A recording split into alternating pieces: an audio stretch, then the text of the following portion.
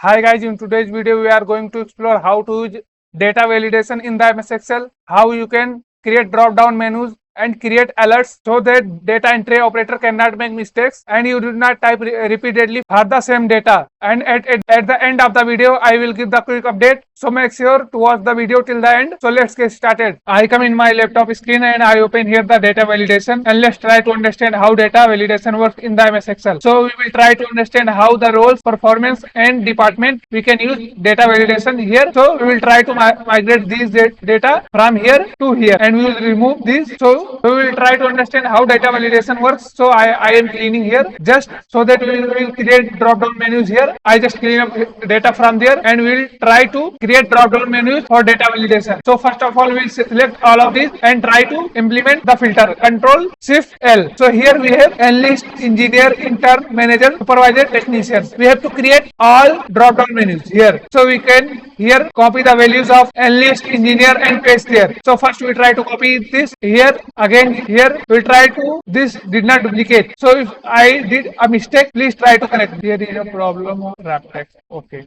just done. 2 for analyst, supervisor, engineer, manager and technician. But here intern, engineer, we will see here 1 2 3 4 5 6. 1 2 3 4 5 6. We will try to create the drop down menu for the role, so we can enter this here and not type repeatedly. So I will explain how this works, and these are the tasks for you. So you can make here average, excellent, good, poor drop down menu, and here the how you can make the departments drop down menu like admin, finance, HVAC, operations, project, support. I will give this file in the description box of the video, so you can practice these and make these drop down menus for the data validation and how data validation works in the MS Excel. So we will make here the role, select this whole, and if you click here find and select, you will see here data validation. If you click Control F, there is stuff to find there. You can select easily from here data validation, or you can come here in the data and select the data validation. Here a data validation dialog box will open. Try to understand what is this. Here you see the validation criteria. You select list here, and here data, and here source. So you try to select the source. Here is the fixed values that will make here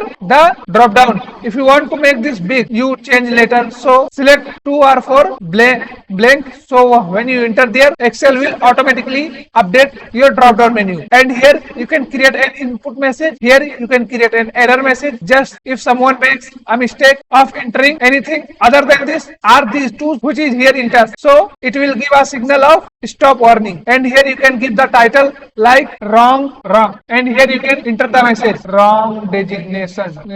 Enter, please correct it, and you click here OK. So here you can easily now assign the values very easily, like technician, here what's the role for this, manager, here intern, here engineer. And if you incorrectly enter something, like suppose you enter here executive, and if you click enter, you see here the message wrong designation, enter, please correct it. So you should correct it. What is the designation for the John? Whatever the designation of the John is, you should assign there. And this is very useful for assigning the task to the data operator to enter the data. So you give them easily a drop down menu so they cannot make mistakes. So this is how the data validation works in the MS Excel. Here for the role of the Kabir is technician. So you can assign, and I will try to show you in the last. We take here support, here is the executive. Here you enter executive, Excel will automatically update it executive. If you may again enter here executive like manually, this time Excel will not throw an error because we already updated it here, and Excel automatically updated. Excel tried to become as useful as this. So this is the way how you can create the drop down menus in the MS Excel using the data validation, and you try to create this by yourself for the performance, good, excellent, average, poor, and for the department. I will give this Excel sheet in the description box so you can practice. And by the way, our home tab and share. We will next move to the insert tab in the next video, and we will try to learn how the tables works in the MS Excel, how charts, path lines works in the MS Excel. So here is the quick update, guys. If you visit techbyhanif.github, you can simply click here techbyhanif, and you can see here right, or you can explore from here. Also, I developed this built for working professionals to track their travel, calculate their overtime, and use this smoothly. Here you can set your name and track your travel expenses, and if you click export to Excel, it will give you a formatted Excel sheet like this.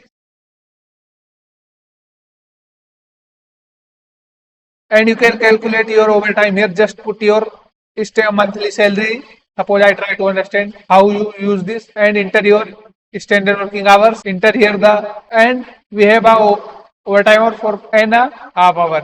Just enter and you can enter here the OT multiplier and you can calculate very easily how much overtime earnings you can get. It is completely free to use. You can easily use this and this is very mobile friendly. I try to give you a mobile friendly view.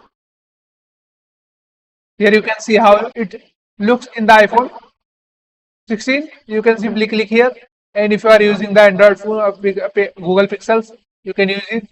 This is very smoothly mobile friendly. You just click here and you can see it here.